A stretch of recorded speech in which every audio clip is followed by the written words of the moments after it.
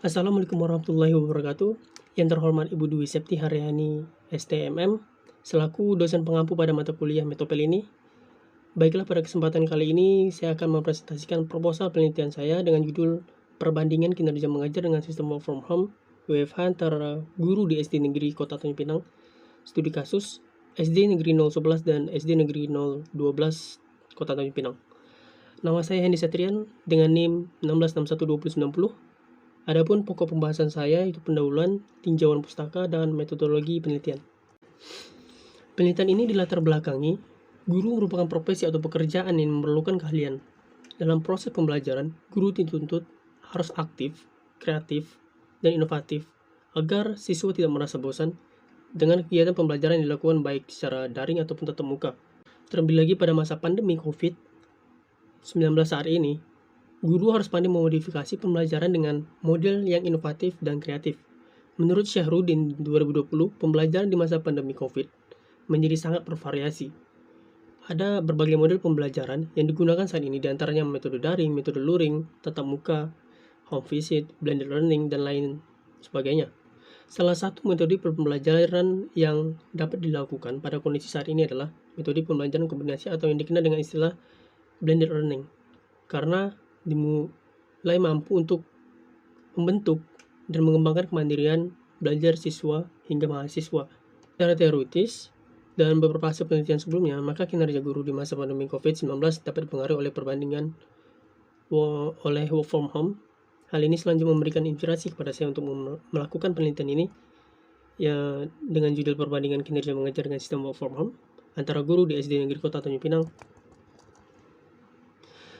Rumusan masalah: apakah ada perbandingan kinerja mengajar yang signifikan dengan sistem work from home antara guru di SD Kota Tanjung Pinang? Tujuan penelitian untuk mengetahui perbandingan kinerja mengajar dengan sistem work from home antara guru di SD Kota Tanjung Pinang, studi kasus SD Negeri 011 dan SD Negeri 012. Tinjauan pustaka. Manajemen sumber daya manusia. Menurut Hasibuan 2019, manajemen sumber daya manusia adalah proses seni mengatur hubungan dan suatu peran tenaga kerja agar menjadi lebih efektif dan efisien. Kinerja guru dalam Undang-Undang Nomor 14 Tahun 2015 Bab 1 Pasal 1, guru dan dosen disebutkan bahwa guru dan dosen sebagai tenaga pendidik yang profesional dengan tugas utama mendidik, mengajar, membimbing, mengarahkan, melatih, menilai, serta mengevaluasi peserta didik pada pendidikan anak usia dini, jalur pendidikan formal, pendidikan dasar, pendidikan menengah, dan pendidikan ke atas. Work from home. Work from home artinya adalah bekerja dari rumah. Secara umum, work from home diartikan dengan cara karyawan yang berada di luar kantor. Ya, mungkin entah dia di kafe, di restoran, atau sesuai keinginannya. Sistem kerja WFH memang memiliki fleksibilitas yang sangat tinggi. Bekerja dari rumah berarti pekerjaan mereka berbayar yang dilakukan terutama dari rumah. Bekerja dari rumah akan memberikan waktu yang fleksibel bagi pekerja untuk memberikan keseimbangan hidup bagi karyawan. Di sisi lain, memberikan keuntungan bagi perusahaan. Menurut Crosby and Moore 2004. Ini adalah kerangka penelitian kinerja guru SD Negeri 011, kualitas kerja, kecepatan kerja atau ketepatan kerja. Yang ketiga, inisiatif dalam bekerja. Keempat, kemampuan kerja. Kelima, komunikasi. Sama halnya dengan kinerja guru SD Negeri 012. Hipotesis. Sementara yang diajukan dalam penelitian ini adalah satu, diduga terdapat perbedaan kinerja guru pada saat WFH di SD Negeri 011 dan SD Negeri 012 Tanjung Pinang. Metodologi penelitian. Jenis penelitian ini adalah penelitian kuantitatif. Jenis data yang digunakan penelitian pada penelitian ini adalah menggunakan data primer yang didapat dari jawaban responden melalui pembagian dan pengisian kuesioner mengenai perbandingan kinerja guru di saat WFH. Teknik pengumpulan data. Adapun teknik pengumpulan data pada penelitian ini menggunakan kuesioner dan studi pustaka. Adapun populasi dalam penelitian seluruh guru di SD Negeri 011 dan SD Negeri 012 Tanjung Pinang berjumlah 30 orang. Dan sampel. Adapun populasi dan penelitian seluruh guru di SD Negeri 012 Kota Tanjung Pinang berjumlah 30 orang. Sampel. Adapun sampel di penelitian ini adalah berjumlah 30 orang. Definisi operasional variabel. Guru merupakan seorang yang memberikan ilmu pengetahuan kepada anak didik atau tenaga profesional yang dapat menjadikan murid-muridnya untuk merencanakan, menganalisis, dan menyimpulkan masalah yang dihadapi. Jamara 2015. Indikator kualitas kerja, kecepatan atau ketepatan, inisiatif dalam kerja, kemampuan kerja, komunikasi menurut UNO dan Lama Tenggo dalam Koswara dan Rasto 2016. Skala pengukuran itu skala Likert. Teknik pengolahan data. Yang pertama itu editing. Tahap editing ini merupakan suatu tahap untuk melihat kejelasan serta kelengkapan dalam pengisian instrumen yang sesuai dengan tahap-tahap dalam pengumpulan data pada penelitian yang dilakukan. Yang kedua itu coding. Tahap coding merupakan suatu proses dari identifikasi dan klarifikasi dari setiap pertanyaan yang terdapat dalam instrumen pengumpulan data menurut variabel-variabel yang sudah ada terdapat dalam sebuah tahap-tahap pengolahan data. Yang ketiga itu scoring. Scoring merupakan cara dapat memudahkan dalam jawaban masalah penelitian.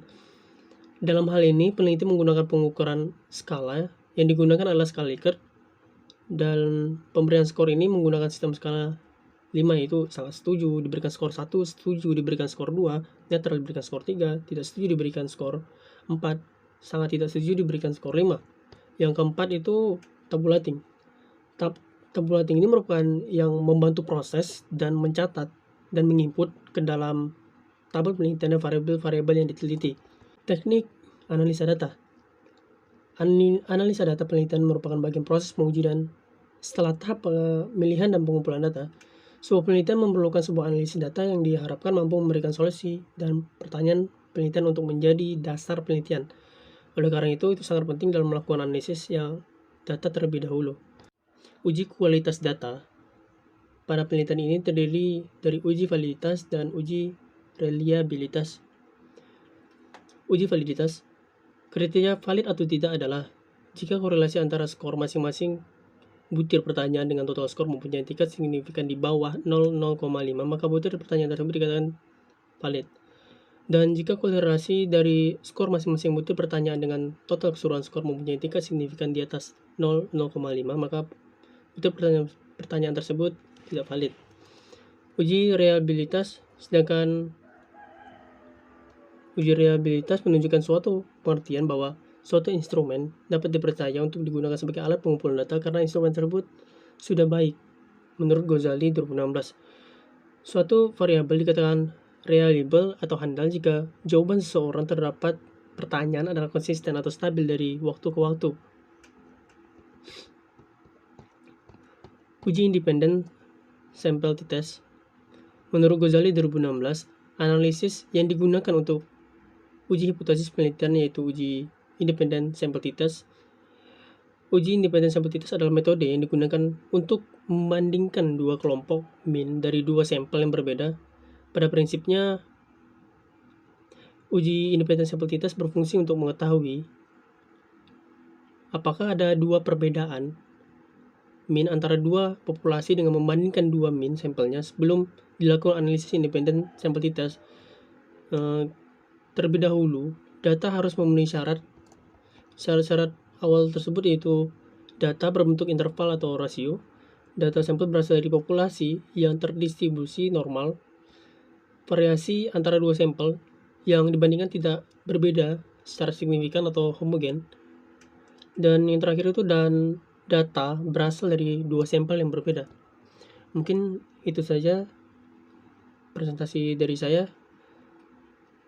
Ada kekurangan, saya mohon maaf. Assalamualaikum warahmatullahi wabarakatuh.